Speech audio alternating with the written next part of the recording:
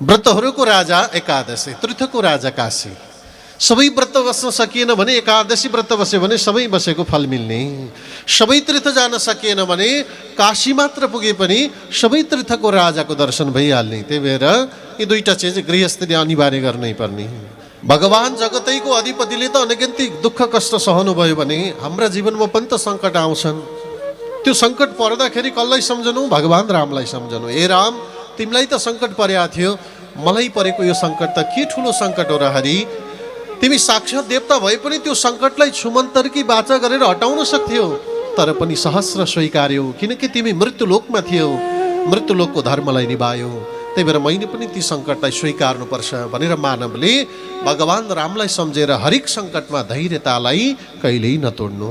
लौ त भगवान जगतको अधिपति परब्रह्म परमात्मा भगवानले अलौकिक लीलाहरूलाई विस्तार गरी बक्सनु भएको थियो। प्रभु जसरी वामन अवतारका रूपमा परमात्मा अवतरित भएर राजा बलिलाई आफ्नो वशमा पारी बक्सनुभयो, तिनै लोक आफ्नो वशमा पारेर देवताको कार्य साधनलाई विस्तार गराई बक्सनुभयो। त्यसरी नै मत्स्य अवतारका रूपमा अवतरित भएर बीजहरूको संरक्षण परमात्मा भगवानले गरिबक्सनुभयो। कृतमाला नामक नदीका तटमा सत्यव्रत नामक राजा स्नान गरेर पूर्ण भइसकेपछि भगवान सूर्यलाई अर्घ दिनका लागि तयारी हुँदै हुनुहुन्थ्यो। हातमा एउटा माछा आइपर्यो, जलमा खोज्दै छाड्न खोज्दै हुनुहुन्थ्यो। माछाले भन्छ, हे प्रभु, मलाई हजुरसँगै लिएर गइबक्सोस्।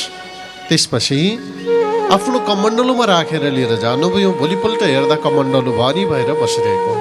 यहाँ अटाउन सकिन प्रभु, मलाई यहाँभन्दा ठुलो ठाउँमा राखिदिनु पर्यो भनेपछि पोखरीमा लगेर छाड्नुभयो। दोस्रो दिन पोखरी भरि।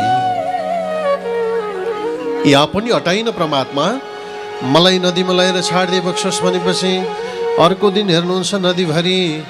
यहाँ पनि म हटाउन सक्ने भएन, मलाई यहाँबाट समुद्रमा लगेर छाडिदिए बक्सोस् भनेपछि समुद्रमा लगेर छाड्नु पूर्व निवेदन गर्नुहोस्, है भगवान, हजुर सामान्य माछो त होइन, प्रत्येक दिन यसरी बढिरहनु भएको छ, को हुनुहुन्छ हरि भनेर निवेदन गर्दै गर्दा परमात्मा भगवानले निवेदन गरिबक्सनुभयो, बाबु, प्रलय कालमा संसार जलमय हुनेछ, जलमय संसार बन्दै गर्दा त्यसबेला मैले माछाको रूप धारण गरेर आउनेछु बीजहरूको संरक्षण गर्नका लागि, बाली नालीहरूको संरक्षण गर्न, ती सारा बाली नालीहरूलाई जोगाउनका लागि बीजको आवश्यकता पर्दछ।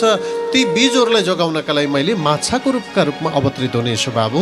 त्यस बेलामा प्रलयको समय चल्नेछ, सप्तर्षिहरू सहित तिमीलाई मैले रक्षा गर्नेछु, बीजहरूको संरक्षण गरे है भनेर माछाको रूपमा आउनुभएका परमात्मा